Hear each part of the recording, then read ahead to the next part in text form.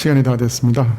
다 같이 묵도 드리심으로 주일날 예배를 하나님 아버지께 드리시겠습니다.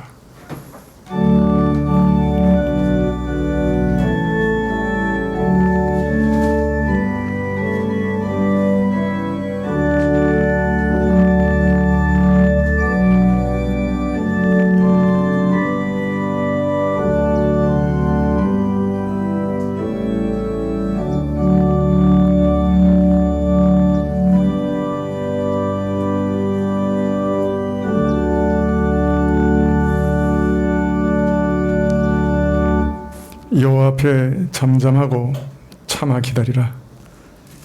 자기 길이 형통하며 악한 꾀를 이루는 자를 인하여 불평하지 말지어다. 분을 그치고 노를 버리고 불평하여 말라. 행하게 치우칠 뿐이라. 대저 행악하는 자는 끊어질 것이나 여호와를 기대하는 자는 땅을 차지하리로다.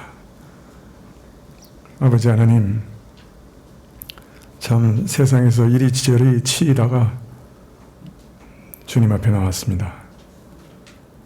주께서 주시는 평안을 구하며 주께 나왔습니다. 주께서 주시는 화평의 영을 구하며 주 앞에 섰습니다. 주님을 의지하게 하시고 주님을 붙들게 하시고 주 앞에 엎드려 경배하게 하옵소서. 저희 죄를 고백합니다. 저희 안에 얼마나 많은 원망과 불평과 미움이 있는지요. 주님 불쌍히 여겨주십시오. 용서해 주시고 깨끗하게 하여 주시기를 구합니다. 예배의 시종을 주께 의탁하옵고 예수님의 이름으로 기도합나이다. 아멘. 찬송가 6장입니다.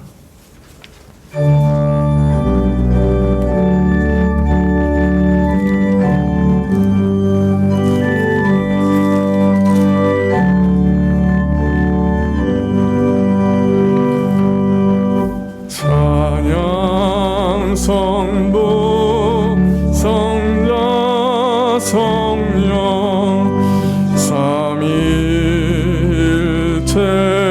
신께 영세 무궁하기까지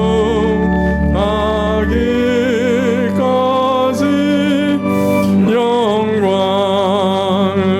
돌리세. 영광을 돌리세.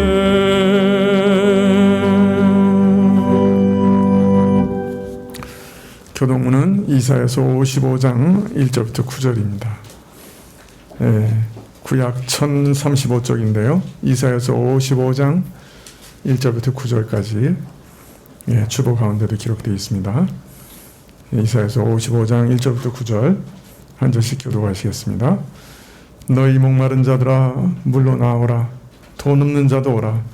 너희는 와서 사 먹되 돈 없이 값 없이 와서 포도주와 젖을 사라.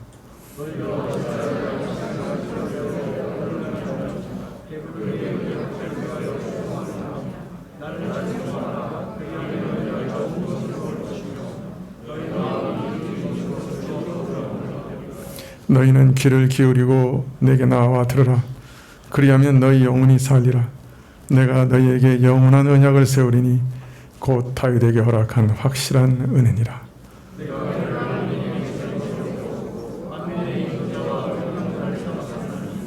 내가 알지 못하는 나를 너를 부를 것이며 너를 알지 못하는 나라가 내게 달려올 것은 나 여호와 내 하나님 곧 이스라엘의 거룩한 자를 인함이라. 내가 너를 영화롭게 하였느니라.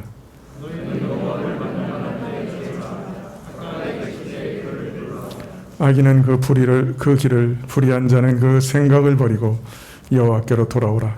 그리하면 그가 긍휼히 여기시리라. 우리 하나님께로 나아오라. 그가 널리 용서하시리라.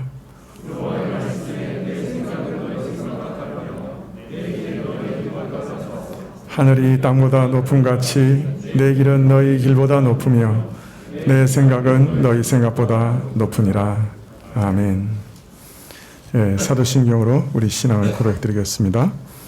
전능하사 천지를 만드신 하나님 아버지를 내가 믿사오며 그의 아들 우리 주 예수 그리스도를 믿사오니 이는 성령으로 잉태하사 동정녀 마리아에게 나시고 본디오 빌라도에게 고난을 받으사 십자가에 못 박혀 죽으시고 장사한지 사흘 만에 죽은 자 가운데서 다시 살아나시며 하늘에 오르사 전능하신 하나님 우편에 앉아 계시다가 저리로서 산자와 죽은 자를 심판하러 오시리라. 성령을 믿사오며 거룩한 공회와 성도와 서로 교통하는 것과 죄를 사하여 주시는 것과 몸이 다시 사는 것과 영원히 사는 것을 믿사옵나이다. 아멘. 찬송 79장입니다.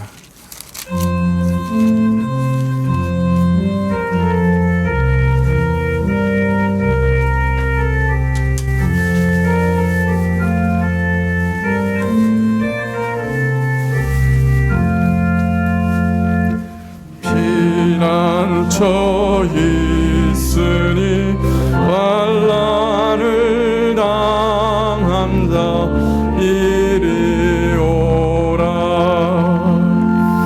땅들이 변하고 물결이 일어나 산 위에 넘치네. 두렵잡네. 이방이 떠들고 나라들 모여서 진동하나. 우리 주 목소리 한번 바라시면 천하의 모든 것 망하겠네. 만유주 여호와 우리를 도우니 피난처요.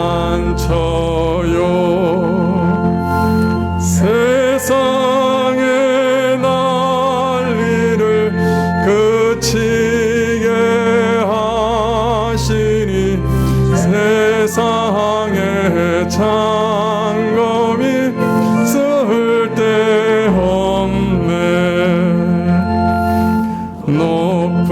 높으신 여호와 우리를 구하니 할렐루야.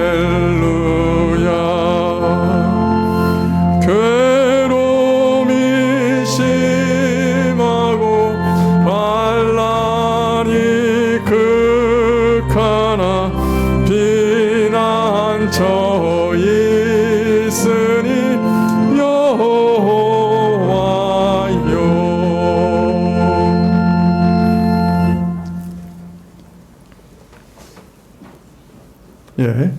광고 말씀 봐주시면 좋겠습니다. 8월 첫 주부터 오후 예배와 점심 식사를 시작하려던 계획을 코로나 유행으로 유보합니다. 지난주에도 말씀드렸는데요. 성가대와 주일학교 공과 공부도 또 주일학교 예배도 다 수년합니다. 지금으로 봐서는 이제 8월 초가 제일 좀 위험한 때가 되지 않겠나 생각이 들고요. 지금 어제 저녁부터 오늘까지 세 가정이 코로나 때문에 예배 참석 못합니다 하고 문자 왔어요. 그런 거 보니까 지금 이제 그동안 안 걸리셨던 분들이 다 지금 걸리고 계시는 것 같은데요. 하여튼 다들 조심하시면 좋겠습니다. 하여튼 휴가철 끝난 다음에 추위를 보고 오후 예배를 어떻게 할지 다시 의논한 다음에 말씀드리겠습니다. 초등부 여름성경 학교가 또 중고등부 수련회가 8월 8일부터 9일 양일간 파주에 있는 프로방스 하우스에서 있습니다.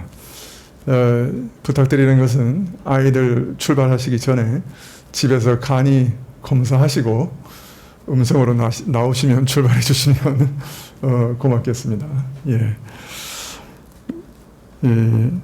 빵과 음료가 준비되어 있습니다. 한 가정에서 준비해 주셨는데요. 나가실 때 다들 받아가 주시면 좋겠습니다. 기도하시겠습니다.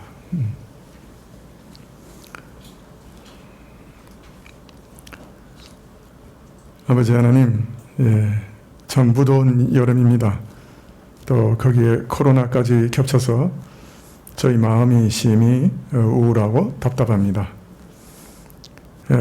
오늘 예배드리면서 하나님의 복음의 은혜를 우리에게 허락하셔서 저희 답답한 심령이 새로움을 얻을 수 있게 도우시기를 구합니다.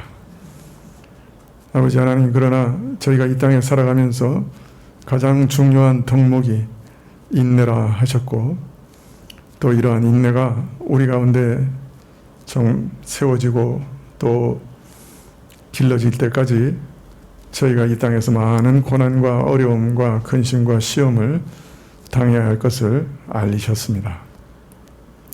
전능하신 하나님을 믿는 신자라 할지라도, 하나님을 아버지로 모시는 자녀들이라 할지라도 이 땅에서는 연단과 시험을 피할 길이 없는 줄 압니다.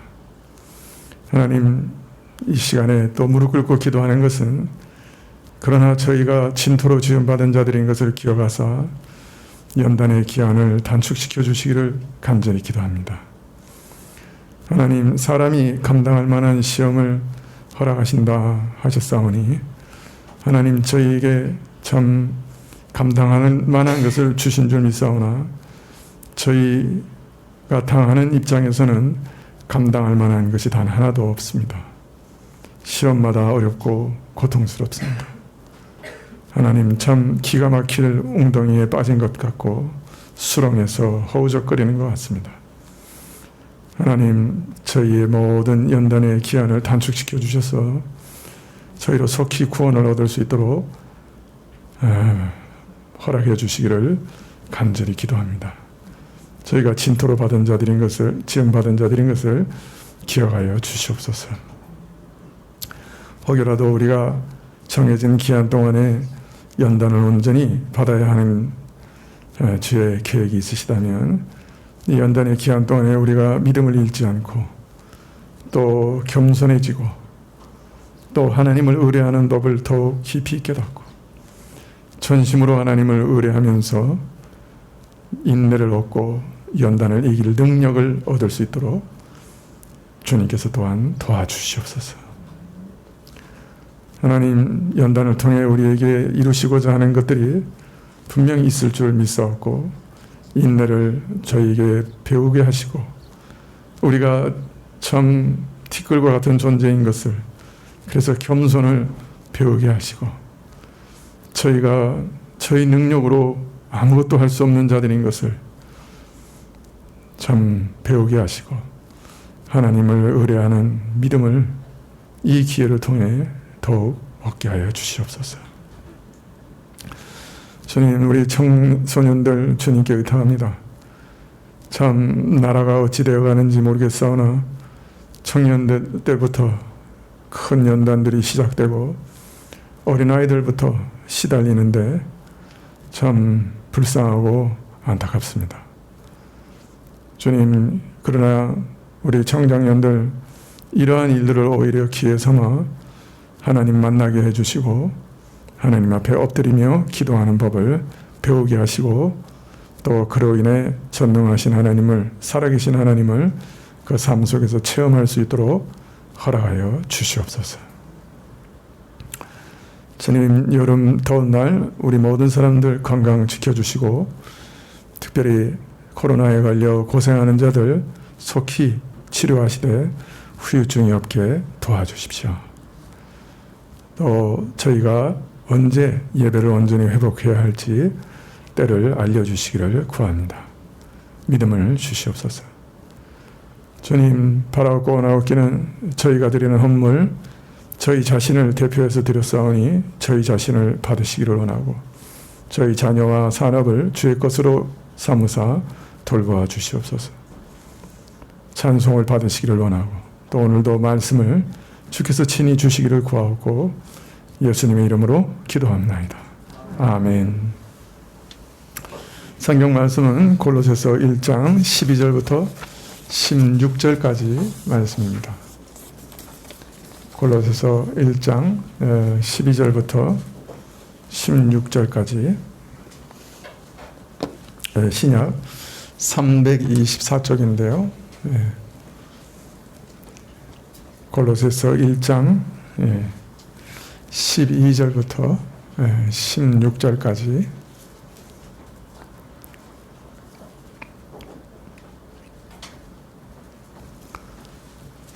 골로새서 1장 12절부터 제가 봉독해 드리도록 하겠습니다. 우리로 하여금 빛 가운데서 성도의 기업의 부분을 얻기에 합당하게 하신 아버지께 감사하게 하시기를 원하노라.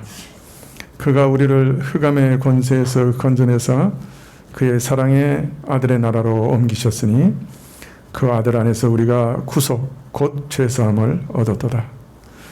그는 보이지 아니하시는 하나님의 형상이요 모든 창조물보다 먼저 나신 자니 만물이 그에게 창조되되 하늘과 땅에서 보이는 것들과 보이지 않는 것들과 혹은 보좌들이나 주관자들이나 정사들이나 권세들이나 만물이 다 그로 말미암고 그를 위하여 창조되었고.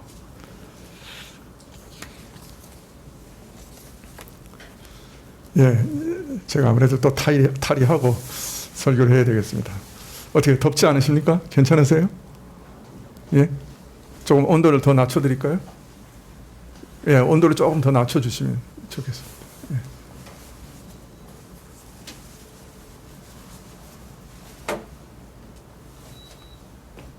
뭐 창문을 열어둘 수밖에 없습니다. 어쩔 수가 없는데요. 양해해 주시기 바랍니다.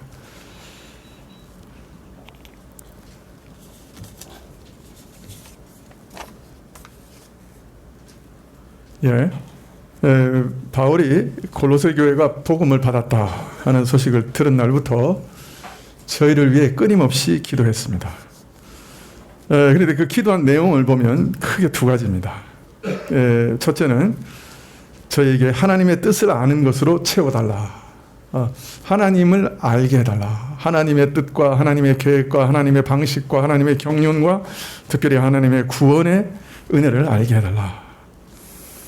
자, 두 번째는 그리고 또 저들이 주께 합당하게 살아감으로 범사의 주를 기쁘시게 해달라.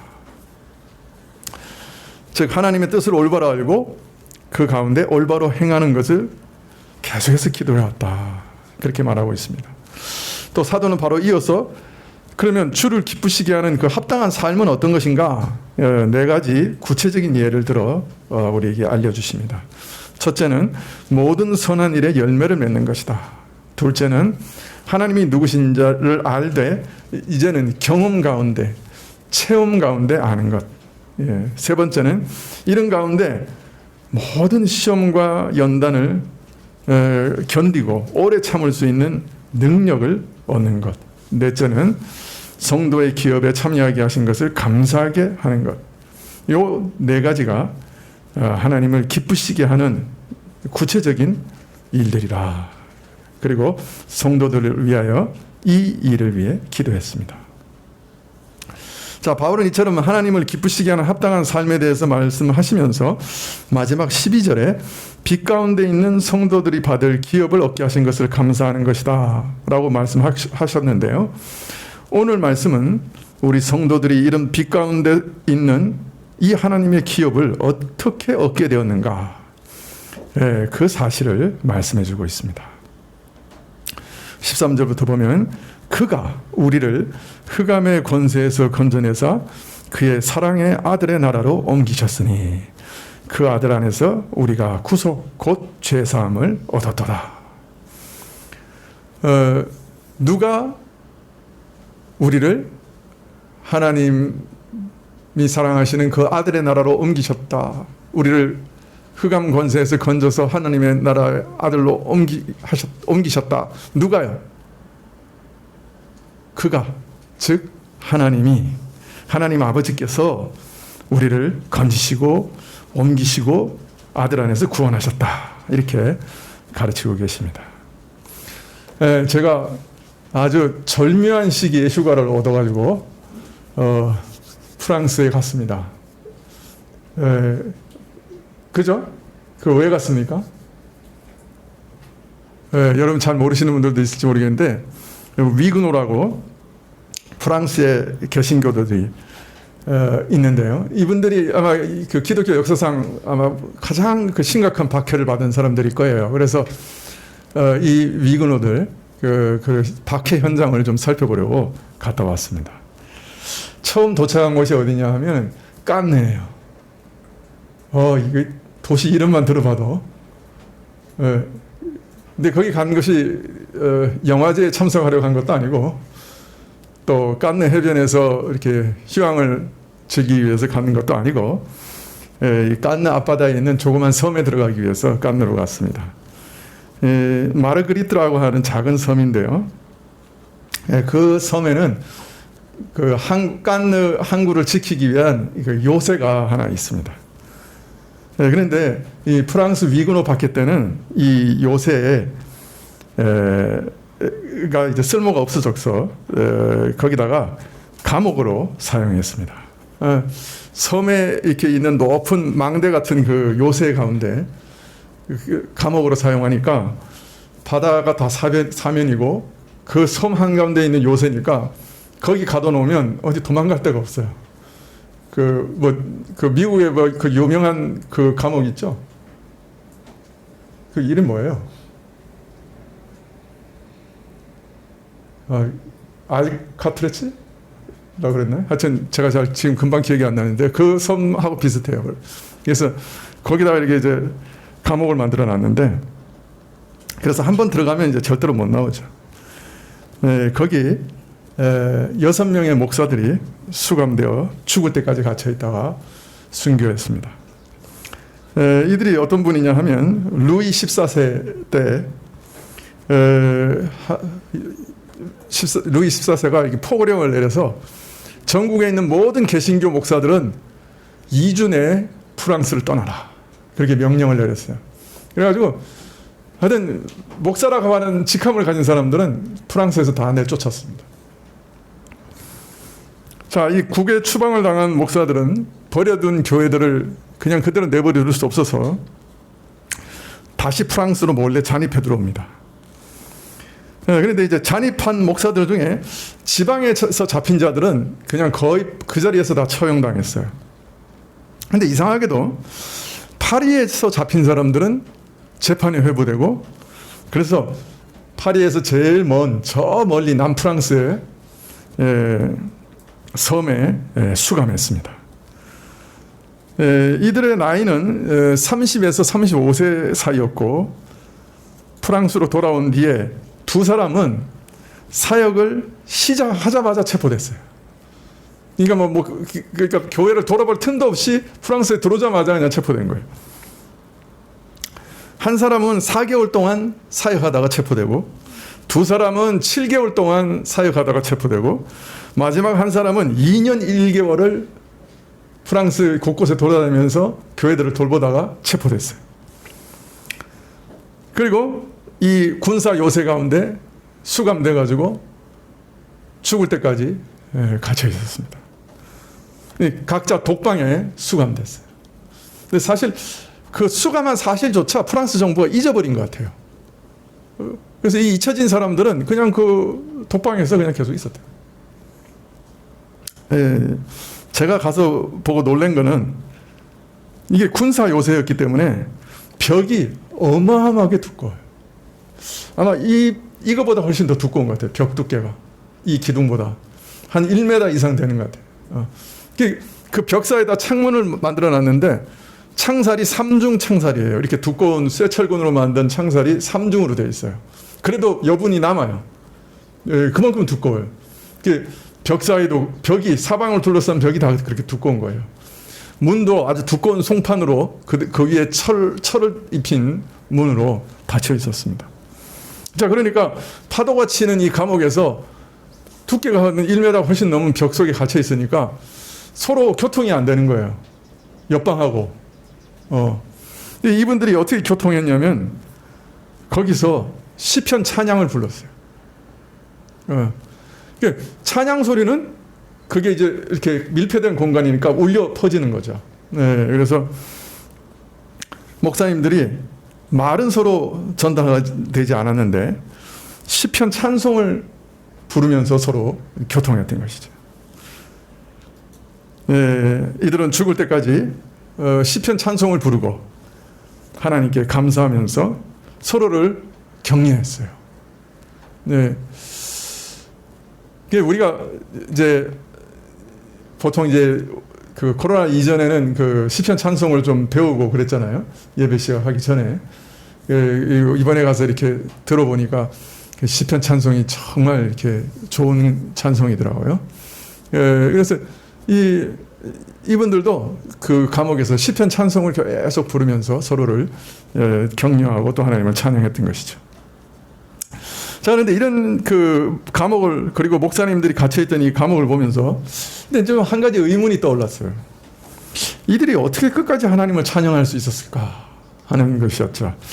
말이 쉽죠. 여러분 한번 생각해 보세요. 30대에 잡혀가지고 70, 80이 돼서 다 늙을 때까지 그 감옥에 그냥 갇혀 있었어요. 물론 빨리 돌아가신 분들도 있지만은 끝까지 견디신 분들은 아주 오래 견디셨더라고요. 아니 몇 달 사역도 못하고 평생 감옥에 갇혀 있었는데 참 사자가 울부짖는 것 같은 그 복음을 외치고 싶은 충동을 마음에 담은 채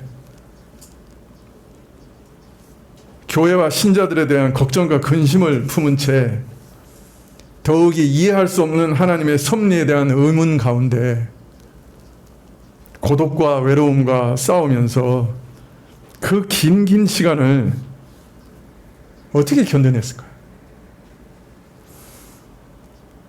또 그 와중에 어떻게 하나님을 찬양하고 주께 감사하는 일을 그치지 않을 수가 있었을까요? 참 말은 쉬운데 정말 그런 일을 당했을 때 어떻게 그게 가능했을까? 저는 참 그 감옥을 돌아보면서 계속 의문이 떠나지 않았습니다. 무엇보다 이게 사역자로서, 목사로서 일생 동안 사역에 발이 묶여 있는 그 상황이 어떠했을까? 말씀도 전하지 못하고 교회도 돌아보지 못하고 그런 처지에서 하나님 앞에서 아무것도 할 수 없는 처지에서 혹시 이분들이 비관하지는 않았을까? 무익한 인생을 살아간다고 낙심하지는 않았을까? 그런 시험을 받지는 않았을까? 이런 처지에서 드린 저들의 찬송과 감사는 어떤 것이었을까? 어떻게 그게 가능했을까? 그런 의문이 저 안에 계속 남아 있었어요. 자, 그런데 오늘 말씀을 준비하다가 이 의문 가운데 한 가지 해답을 얻은 것 같았습니다. 그것은 이들 6명의 목사들이 복음이 무엇인지를 참으로 깨닫고 있었던 것이 아닌가 하는 생각이었습니다. 저들은 복음이 무엇인지 참으로 알았기 때문에 아무것도 할 수 없는 처지에, 어떤 사역도 할 수 없는 처지에 낙심하거나 절망하거나 두려워하지 않을 수 있었던 것이죠. 왜요? 복음은 내가 하나님께 무엇을 해드려야 하는가 하는 것을 말하는 게 아니라 하나님께서 나를 위해 무엇을 해주셨는가 하는 것을 말하는 것이기 때문입니다. 오늘 말씀에도 하나님께서 우리를 위해 이런 일을 하셨습니다 라고 선포하고 있습니다. 6명의 목사님들은 하나님께서 자신들을 위해 하신 일이 무엇인지를 잘 알고 있었죠. 그것 때문에 찬양과 감사를 지속할 수 있었습니다. 자신들은 하나님을 위해 할 수 있는 일들이 거의 없었지만 그래도 두려워하거나 낙심하지 않을 수 있었던 것이죠. 자신들에게는 하나님이 자신들을 위해 하신 일로 충분했기 때문에, 자신들이 주 앞에 서는데 조금도 부족하지 않았기 때문에 담대히 하나님 앞에 설 수 있었고 날마다 하나님께 감사와 찬양을 드릴 수 있었던 것입니다. 많은 분들은 기독교를, 복음을 해야 할 것과 하지 말아야 할 것을 결정해주는 어떤 도구로 생각합니다. 이를 통해서 해야 할 것을 하고 하지 말아야 할 것을 함으로, 하지 말아야 할 것을 하지 않으므로 더 훌륭하고 가치 있는 보람된 삶을 살게 해주는 게 신앙인 줄 생각합니다. 물론 기독교는 우리가 해야 할 일과 하지 말아야 할 일들에 대해서 분명히 말합니다. 복음에는 그런 요소들이 분명히 있습니다. 그러나 복음, 곧 기독교의 핵심은 우리가 무엇을 하느냐에 달려있지 않고 하나님께서 우리를 위해 무엇을 행하셨는가 하는 것에 달려 있습니다. 그것을 먼저 깨닫고 믿는 것에 달려 있는 것이죠. 여러분, 이걸 잊지 마십시오.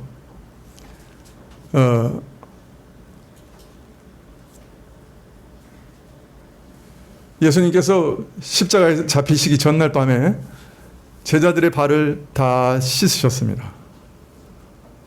베드로가 노예나 하는 일을 예수님이 하시니까 자기 발을 씻으려고 하는 예수님께, 예수님 절대로 제 발은 씻기지 못하십니다.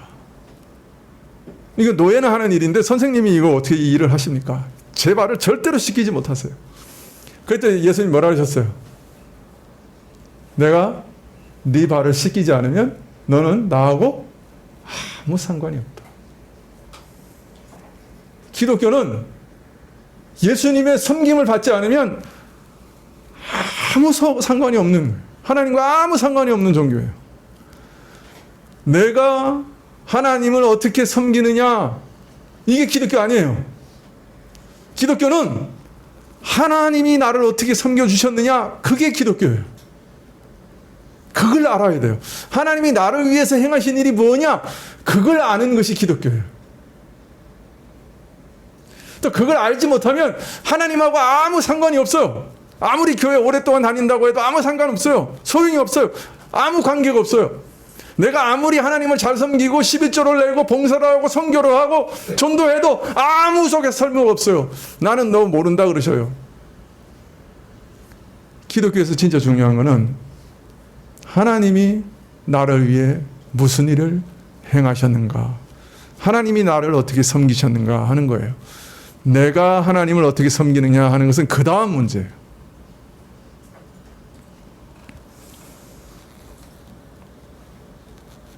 초대교회부터 교회가 전하는 메시지를 들은 사람들은, 그리고 그 메시지를 깨닫고 영접한 사람들은 누구나 그 메시지를 좋은 소식, 즉 복음이라 이렇게 불렀습니다. 만일 복음이 우리에게 무엇을 하고 무엇을 하지 말아야 하는 것만 일깨우는 것이라고 하면 이것을 진정 기쁜 소식, 복음이라고 말할 수 있겠습니까? 그것은 복음이 아니고 윤리고 도덕이고 계명일 뿐이죠.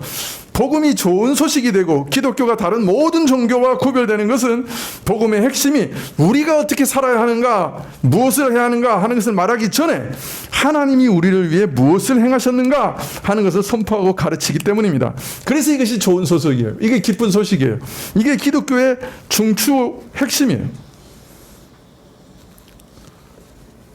물론 하나님께서 우리를 위해 행하신 일들을 먼저 깨달았기 때문에 때로는 하고 싶어도 하지 않는 일이 생기고 때로는 하기 싫어도 하는 일들이 생깁니다.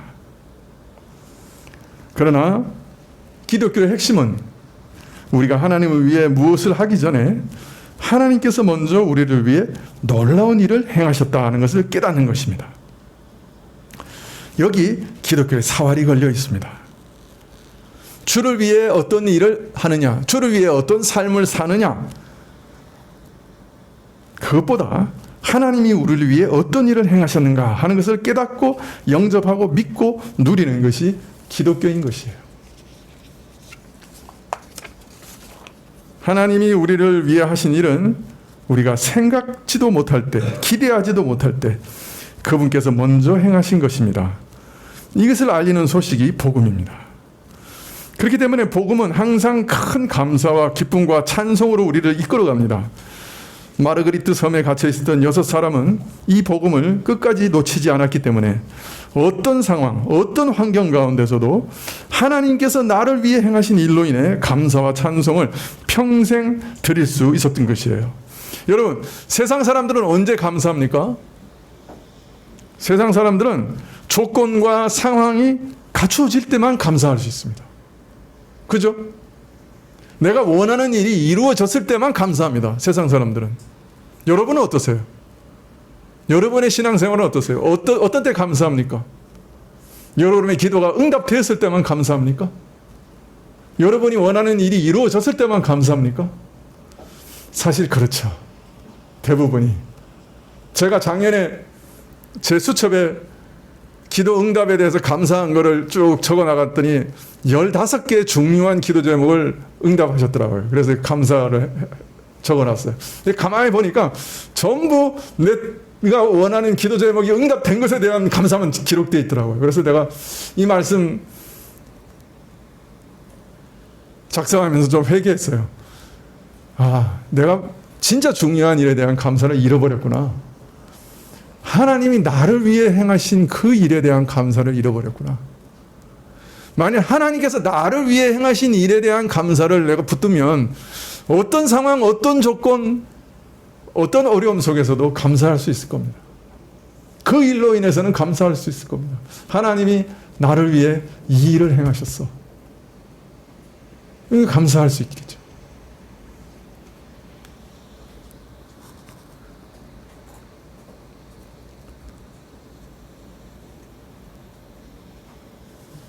프랑스 남쪽의 작은 외딴 섬에서 평생 독방에 갇혀서 잊혀져간 6사람의 목사들은 그러나 평생 하나님 앞에 감사하며 찬송 드렸습니다. 아마도 하나님이 자신들을 위해 행하신 그 일을 기억하면서 일평생 찬송했으리라 믿습니다. 자, 오늘 말씀은 바로 이 복음, 하나님께서 우리를 위해 무엇을 행하셨는가 하는 것을, 어떤 일을 행하셨는가 하는 것을 가장 축약해서 그리고 또 온전하게 요약하고 있습니다. 자, 하나님이 하신 일이 뭐냐? 13절부터 그가 우리를 흑암의 권세에서 건져내사 그의 사랑의 아들의 나라로 옮기셨으니 그 아들 안에서 우리가 구속 곧 죄사함을 얻었도다. 하나님께서 우리를 위해 행하신 일이 무엇인가? 그가 우리를, 즉 하나님께서 우리를 위해 하신 일은 우리를 흑암의 권세에서 건지사 그의 사랑하는 아들의 나라로 옮겨주신 일이다. 자, 그런데 그 은혜의 핵심은, 그 일의 핵심은 바로 아들의 구속으로 말미암아 아들이 값주고 우리를 사셔서 우리로 하여금 죄사함 받게 하신 은혜라. 그렇게 말씀하십니다. 우리가 어떻게 흑암의 권세에서 벗어나 그리스도에게 속하게 되었는가? 그리스도의 구속으로 말미암아 죄사함을 받음으로 흑암의 권세에서 생명의 나라로 옮겼다. 하나님의 아들 그리스도께서 죄인을 위하여 자기 목숨으로 대신 죄값을 치루사 우리로 자신의 피값으로 사셨고 그로 인해 죄와 죽음과 마귀의 권세에서 완전히 벗어나게 되었고 이제 아들의 생명의 나라로 옮기게 되었다. 그것이 바로 하나님이 우리를 위해 행하신 일이다. 그렇게 말씀합니다. 하나님은 먼저 우리를 흑암 권세에서 구원하는 그 큰 일을 그의 아들 안에서 이루셨다. 이렇게 강조하여 말씀하고 있습니다. 그의 아들 안에서 이루셨다. 자, 그러나 아들 안에서 그 큰 일을 이루신 분은 누구예요? 예? 아버지 하나님이신 거죠. 자, 아들을 통해서 이루셨어요. 여러분, 하나님께서 이 큰 구원을 천사를 보내서 행하신 것이 아니에요. 어떤 특별한 사람을 일으켜서 행하신 게 아니에요. 하나님께서 자기의 유일한 아들, 독생자를 통해서 이 일을 행하셨어요. 이 아들이 누구냐? 바울은 15절부터 이렇게 말합니다. 그는 보이지 아니하시는 하나님의 형상이요 모든 창조물보다 먼저 나신 자니 만물이 그에게서 창조되되 하늘과 땅에서 보이는 것과 보이지 않는 것들과 혹은 보좌들이나 주관들이나 정사들이나 권세들이나 만물이 다 그로 말미암고 그를 위하여 창조된 분이다 라고 아들에 대해서 소개하고 있습니다. 이 높고 고귀한 아들을 보내신 분이 누구라고요? 바로 아버지 하나님이십니다. 그래서 요한복음 3장 16절에서 하나님이 세상을 이처럼 사랑하셔서 독생자를 주셨다고, 하나님이 자기의 가장 사랑하는 외아들을 내어주셨다고, 그분이 바로 아버지 하나님이라고 강조하고 있는 것입니다. 어떤 설교자들은 구원이 오직 그리스도 성자 하나님에 의해서 이루어졌다 하는 인상을 심어주는 분들이 있습니다. 제가 젊었을 때 어떤 목사님이 이렇게 막 그 모션을 막 그러니까 몸을 막 해서 연극하는 것처럼 하시면서 아주 인상 깊은 설교를 하셨는데 그 설교 내용이 그랬어요. 성부 하나님께서는 우리 죄를 보시고 진노하시고 막 심판하려고 하셨는데 예수님께서 우리를 구원해 달라고 아버지께 막 간청했다는 거예요. 그냥 그분이 그 예수님의 그 사랑을 가지고 그냥 아버지께 간청하는 그 동작, 그냥 인상 깊었어요, 제 가운데. 예수 그리스도께서 자신의 피를 하나님께 보이시면서 아버지 나를 보소서, 나의 상처들과 나의 피를 보소서, 그리고 저 죄인들을 구원해 주소서, 놓아주소서, 분노를 진노를 이제 풀어주소서, 그렇게 간청했다는 거예요. 마치 하나님께서는 죄인들을 향하여 저기를 가지고 계셨고 우리의 구원을 반대하셨지만은 그리스도께서 하나님을, 아버지를 설득하셨다. 성자께서 우리를 용서하시고 용납하시도록 아버지의 마음을 바꾸기 위해 간청을 드렸고 피를 흘리셨다. 이렇게 설교를 하셨어요. 그러나 이런 형태들의 모든 설교나 모든 이론이나 모든 찬송들은 끔찍한 오류입니다. 이단적인 생각입니다. 예수께서 하나님 아버지께서 우리를 구원하시라고 설득했다고 하는 것은 무서운 망언입니다. 성경은 그런 생각이 털끝 하나도 없습니다. 추호도 없어요. 12절에서 바울은 우리로 성도의 기업을 얻기에 합당하게 하신 아버지께 감사하게 하시기를 원한다 그랬어요. 여러분, 모든 구원의 주체는 누구세요? 아버지 하나님이죠. 이 점을 분명히 해야 됩니다. 구원은 먼저 아버지 하나님으로부터 오시는 거예요. 구원은 하나님 아버지의 계획이고 하나님 아버지의 의도고 하나님 아버지의 작성이고 하나님 아버지의 생각입니다.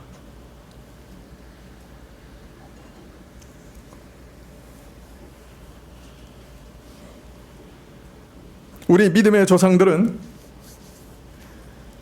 영원한 의논이라고 하는 것을 믿었습니다. 그게 뭐냐?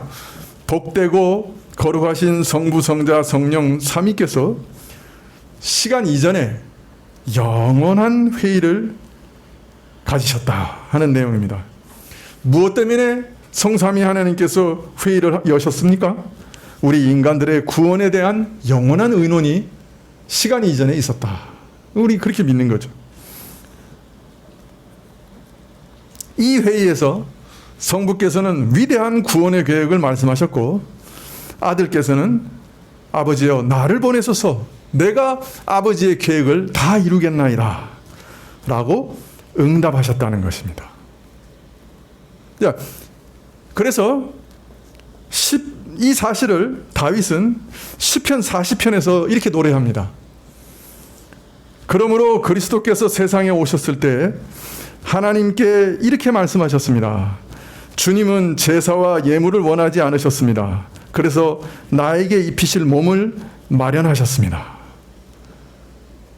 구약에서 제사와 예물을 다 계시하셨지만은 그거는 앞으로 올 진정한 제사를 미리 보여주는 것에 불과해요. 그래서 원래 하나님이 진짜 원하시는 것은 그 동물 제사가 아니었다는 거예요. 그래서 그리스도께서 이렇게 얘기하셨다는 거예요. 내게 몸을 허락하셨습니다. 내가 육신을 가지고 참된 제사를 드리기 위해서 주님께서 나를 그렇게 예비하셨습니다. 그렇게 고백했다는 거예요. 물론 이거는 70인역을 가지고 제가 해석한 것이고, 이 70인역을 히브리서에서도 그대로 인용하고 있습니다. 10장에서.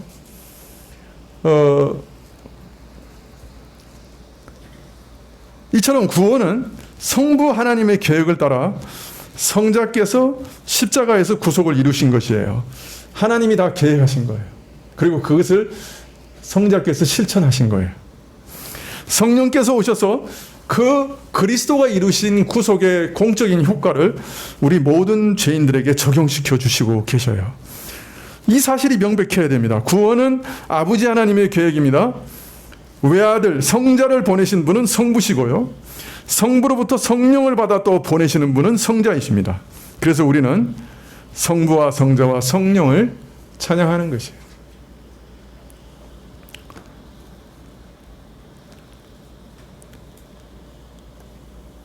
자, 아들이 그런데 십자가에서 이루신 일이 뭐냐? 한마디로 말하기를 구속이었다, 이렇게 오늘 말씀하고 있습니다.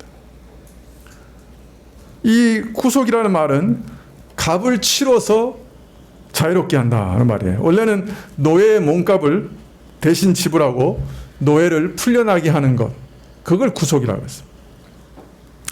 자, 그러나 예수님의 구속이라고 할 때는 조금 특별한 뜻을 갖습니다.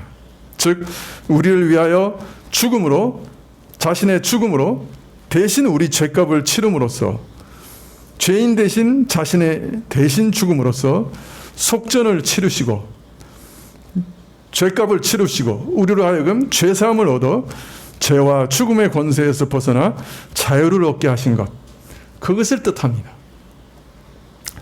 로마서 6장 23절에 바울은 우주적인 원칙을 선포합니다. 어떤 원칙이냐? 죄의 싹은 사망이다 하는 원칙입니다. 죄는 죽음으로 밖에는 갚을 수 없습니다. 죄는 죽음 위에는 갚을 길이 없어요. 죄에 대한 유일한 대가는 죽음뿐입니다. 근데 누가 그 대가를 치를 수 있습니까? 이 대가를 치를 수 있는, 다른 사람을 위해 대신 이 대가를 치를 수 있는 무죄한 사람이 있습니까? 혹시 자기 자녀를 위해서 대신 죽어줄 수 있는 무죄한 부모들이 있습니까? 없습니다. 왜냐하면 성경은 모든 사람이 죄를 범하였음에, 모든 사람이 죄를 범하였음에 하나님의 영광에 이를 수 없다라고 말하고 있습니다. 명백하게 선언하고 있습니다. 우리 모든 사람은 자기 죄로 인해 죽어야 합니다. 따라서 다른 사람을 위해 대신 죽을 수 있는 사람, 속전을 낼 수 있는 사람, 그래서 우리를 구속해 줄 수 있는 사람 아무도 없습니다. 때가 참에 하나님이 그 아들을 보내사 여자에게서 나게 하시고 율법 아래 나게 하신 것은 바로 이 때문입니다.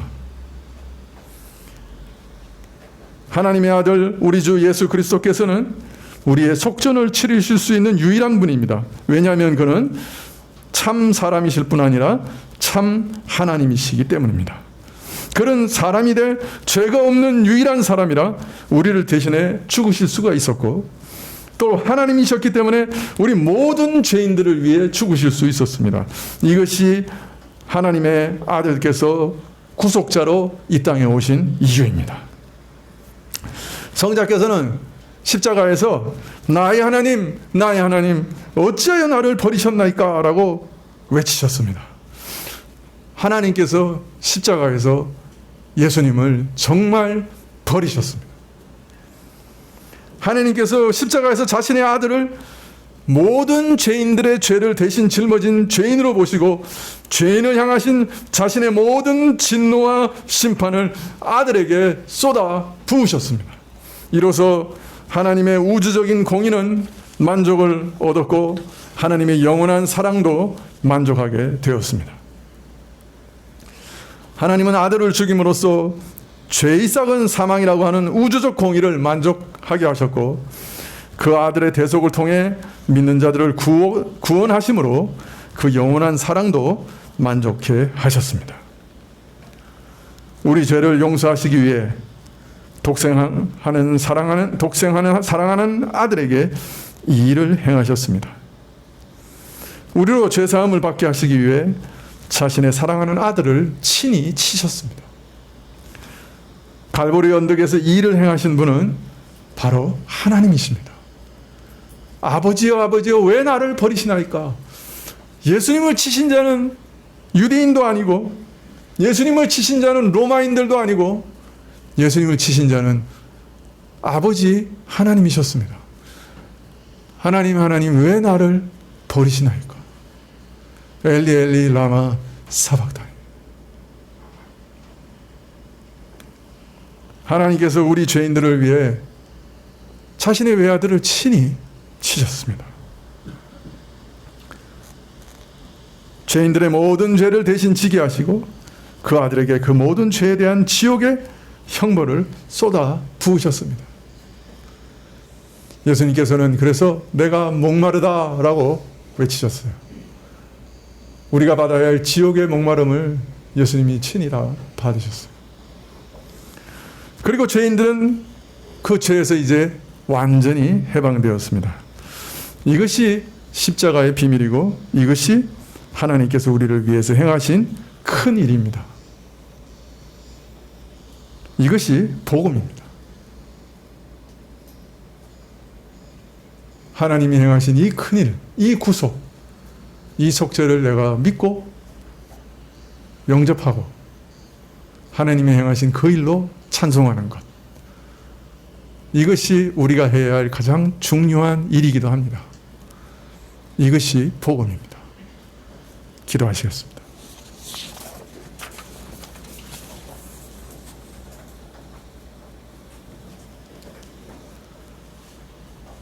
주님, 우리가 남은 삶 동안 주께서 나를 위해 행하신 그 일로 영원히 찬송하게 하옵소서.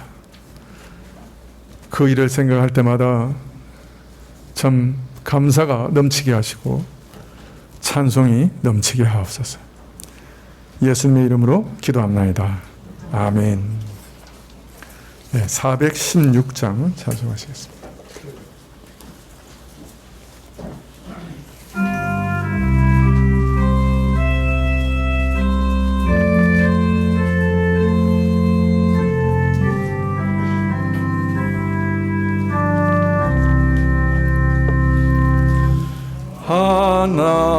하나님은 외아들을 주시는 데까지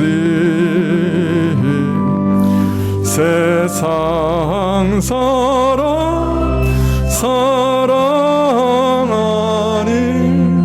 참 사랑하리로다.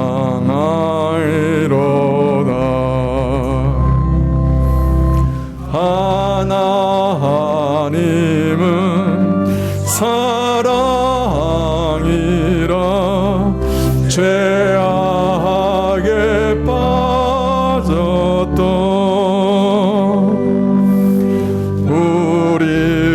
우리까지 사랑하니 참 사랑 아닌가.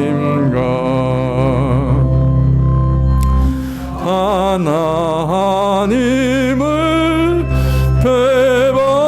배반하고 멀리 떠난 우리 원수같이 대적하나 사랑하여 주네.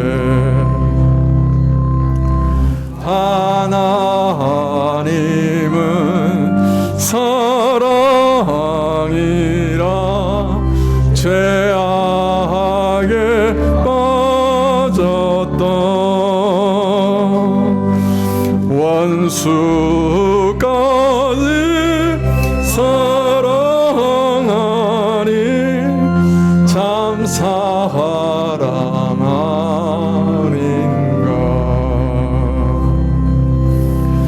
세상 죄를 사시려 우리 죽을 대신 성자 예수 십자가에 고난 받으셨네.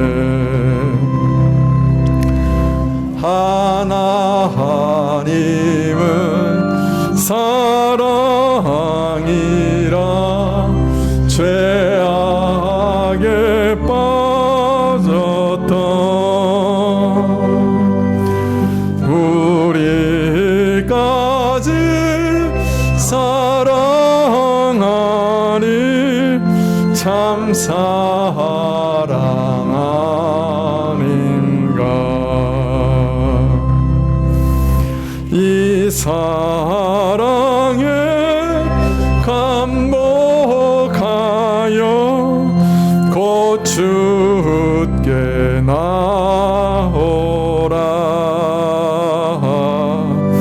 고난 영혼 주께 맡겨 구원을 얻으라. 하나님은 사랑이라 죄악에 빠졌던 우리까지 사랑하니 참 사랑 아닌가.